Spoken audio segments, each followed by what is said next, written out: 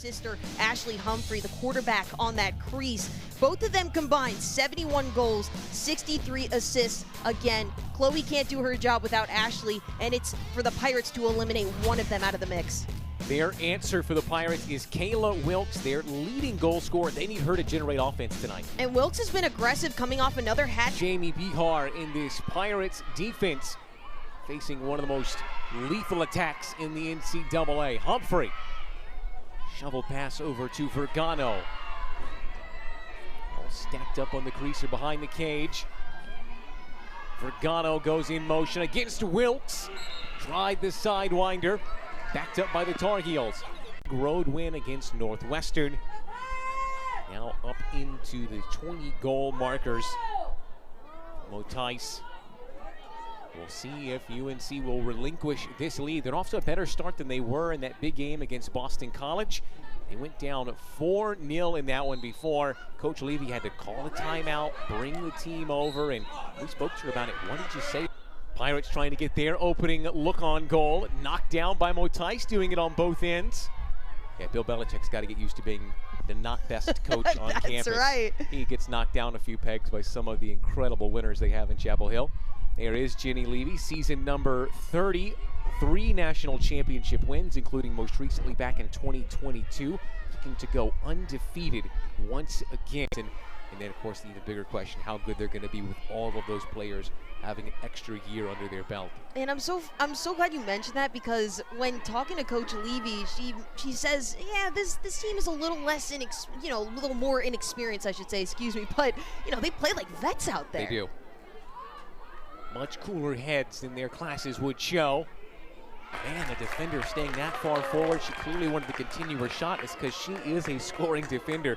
She has got goals on goals this season. Clemson, Florida, Liberty.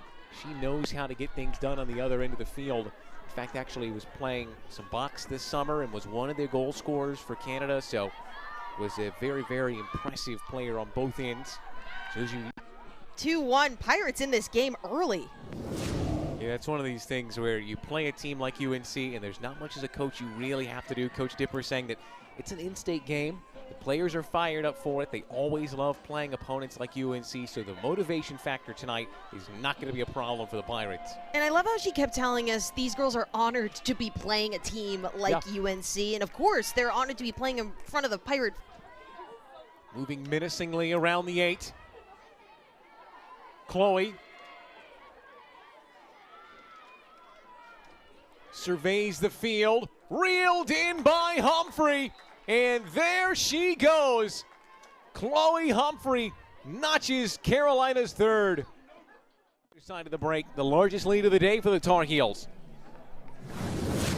And Hardin usually finds herself contributing on the draw circle, but look at this 1v1 dodge here downhill and misses the check on Wilkes. The attempt right there going inside. What a great downhill, puts her shoulder down and buries this one past Bihar. Pirate defense, they have wasted this clock almost entirely, but don't discount this Tar Heel defense. Tried the Twizzler, Humphrey to Humphrey. Time expiring, and the Pirates will withstand the pressure. That's a big defensive stop. What a great possession. The 1v1 defense sticking like glue. Familiar with. It was on this field earlier this season that ECU nearly upset Duke. That was a 1-goal game. It was kind of a game that was never quite in reach for them, but then right down the wire, they got a couple of goals in quick succession, made it a 1-goal game. And so, as Coach Levy said, or rather Coach Dipper said, is that they know that they can compete against these ACC schools. They've got to play a full game, but they've got the confidence. You are probably a little discouraged about their performance inside the draw circle, but otherwise, they are going stride for stride with this Carolina team. And that's right, lacrosse is a game of runs, especially against the #1 team in the nation. So take what you can get right now and run with it. 5-2 inside the draw control circle. Just saw the big grab by Grace McCarthy. She was not probably expecting it to find her stick. And I'm sure for her game prep, she's expecting anything from anywhere, so she's always on guard. Massive possession from the Pirates. This game has not been tied since the opening draw. Stratton. Wilkes Spilled briefly by Chesick. Loose defender on their top elbow dodger, but taking it herself for the 20th goal of her season. Just goes to show you that Ashley Humphrey can punish you in multiple different ways. An important goal because ECU are just starting to build some momentum here. They can hold on to this 2-goal lead into the quarter break. They're going to feel your best. I'm enjoying Johnson Stadium, especially in this beautiful weather. Speaking of that beautiful weather, look at that. Pristine. And Caroline Godin is just one of those players that complements everyone else on the offense. She's been learning this year to play on that crease and making it look like she's been used to this her entire career, but she's not normally on this crease until as of this season. And an easy crease roll to beat the Pirate defender on here to bury it past Bihar. Under 2, unfortunately, they're already at 4, but you know what? It's not 17 or 20 yet, so as long as they stay under that average, I think they should consider it a win. Tar Heels looking for 5. That's one of the things is this side does not very often leave you opportunities. So Humphrey looks for a hat trick, but if they do leave you one, you have to. That's been holding true to who she is as a player. Largest lead of the day for ECU. 5-goal margin as Fergano speeds into play. Chloe.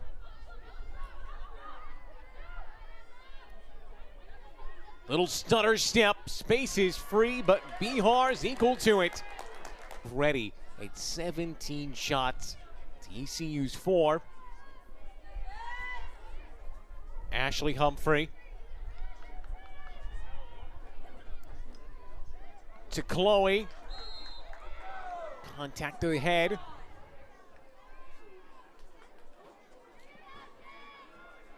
Had to play lacrosse at UNC. In fact, one of them was a captain of that 91 national championship team. You see that up and down this roster a lot. Of course, it's got a big name brand. And it's so sticky. They're great at bringing their alumni back in. It's a legacy team, yeah, for sure. Oh, inside nonetheless. Goal number 54 on this season, her second of the night. And you are starting to see teams, I'm not sure whether they're figuring it out or if they're just applying so much pressure. We saw in the Boston College game, only 2 goals there. There were large periods of this one where it looked like, man, she seems a little bit off, not because anything she's doing, because the face guard is causing issues. By Nelson.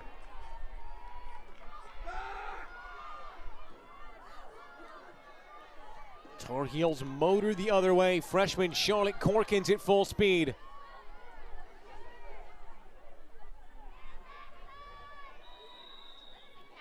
Here's a whistle.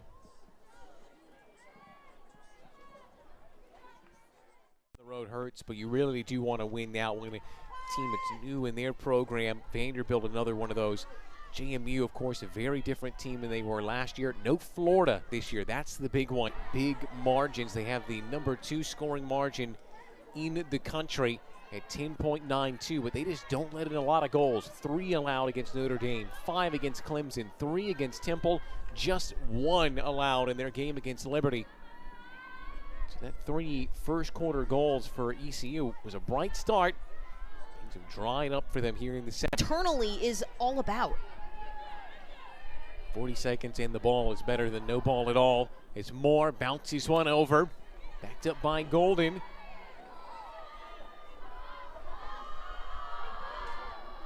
Here's Walker Welch. Bethany now. Closing in on 10 to work with. Harried on the double team. Spilled as well for the Pirates in the first quarter. What could have been to tie the game at 4. No goals since that free position miss, and they are staring down a 10-goal deficit here at the halftime break. Will it get sweeter for Carolina? In that cage. 7 saves for her now. Double digits on 4 occasions. As Wilkes and the Pirates have got it across that restraining about it in the first quarter. It makes sense, you know, you do want to give her the opportunity to play in a high-pressure situation, kind of throw her in, see what she does, because there is margin for error. You can lose that game, and at the end of the day, it's not going to make or break your season. You're still going to be in the ACC tournament, and you can get revenge. There'll be opportunities to do that. But if you do that in the ACC tournament or in the NCAA high school team, and just seeing her flourish in this college realm, having the opportunity to get these minutes. But one thing that I do respect from Coach Levy is when we asked her, she said, no, Betty has earned that. Yeah. She's earned that role as the starter. But to have that balance and both goalies to understand that they're doing their job, as we've mentioned before, that's what you need in a championship caliber team, and that's why they're where they are. This explosive dodge downhill, that alley dodge, so beautiful, able to get her shoulder to separate herself from the defender and get it right past Bihar. But again, another freshman out of Castle Rock, Colorado. Coach said she's a fearless ball carrier, and she's a true freshman still trying to figure out her. Good news for them, they only need to win one of their final. To the plays when they buy into playing in the smallest units and victories, that's when she finds joy. And for someone in such big moments, that's such a nonchalant, we mentioned such a nonchalant way of undermining what she's done here to build such an esteemed program. Kate Levy with 10. They both felt it was for the betterment of her career, and that's quite clear. One of the big things, and it's underrated, in North Carolina, Levy was also playing women's soccer, girls soccer.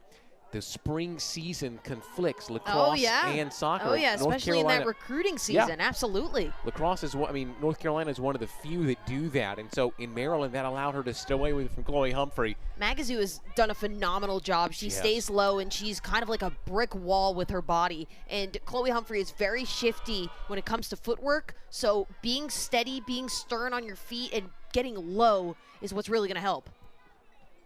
Trying to break away here, Osborne. Behind the cage, brought down. Fun to watch. Unfortunately, to make up for that, if you will. And leads all players today in points.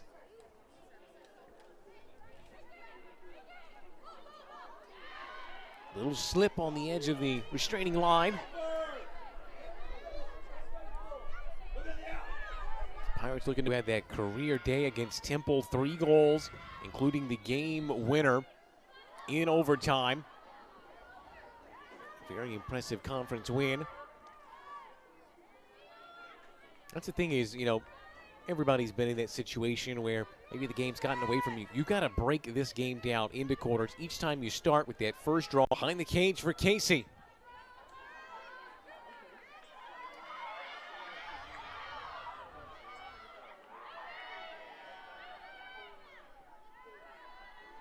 Quick double team, forces it away. Julie O'Connor. Spin move. with the spread out offense. So a 2-1 lead here in quarter number 4. An 18-4 lead overall for the Tar Heels on the road here in their penultimate road game. One more trip in the regular season, just down. I'd be excited moving forward. Got American Athletic Conference play resuming for them, and again causing the Tar Heels 10 turnovers. Obviously you guys had 13, so a little bit to work on there, but that's what this defense was fun to watch. Very, very fun to watch.